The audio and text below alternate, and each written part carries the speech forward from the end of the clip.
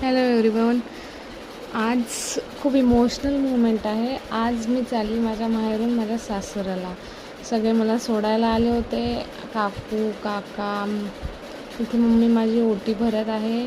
Even माझा जो doggy आहे जीव नावाचा, तो पण इमोशनल झाला होता. तो पण आमच्या जवळजवळ थांबत होता. आणि इथे ओम पण थोडा चिडचिड करत होता. सगळे ओमला सोडायला आले आहे. मामा काका आजा, इथे आम्ही सगळे गाडीत बसलो आणि त्याची दोन्ही आजी काकू मामा मावश्या त्याच्याशी बोलत आहे. आणि तो पण माझा ओम पण छान त्याच्या मावशीसोबत बोलत होता, रिप्लाय करत होता. त्यांना खूप कौतुक वाटत होतं त्याचं. ये हा किती छान आपल्याशी बोलत आहे.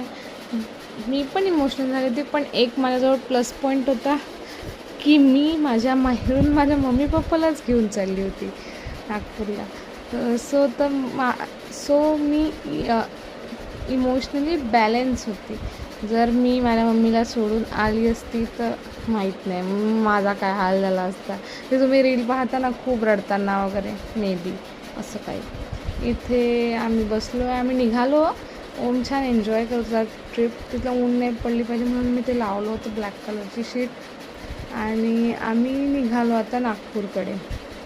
इथे मम्मी सेटल होत होती आणि आम्ही आता अकोल्याला पार करत होतो. म्हणजे अकोल्याचा नाका सोडला होता. ओमचं काही नाही, मजेत तो आपला प्रवास एन्जॉय करत होता. मग काही वेळाने मी त्याला खाली टाकलं सीटवर आणि मी थोडी साईडला झाली. तर तो छान खेळत होता, हसत होता. तर म्हणून आमचा प्रवास कसा निघून गेला आम्हाला कळलंच नाही. हे पण माझं सामान, इतकं सामान होतं आमच्यासोबत, पूर्ण डिक्की भरून गेली होती. काही सामान तर आमच्या पायाजवळ पण होतं. आणि माझा क्यूटसा छोटूसा बेबी छान छान हसत खेळत आमचा प्रवास पूर्ण झाला. आणि आम्ही नागपूरला पोचलो.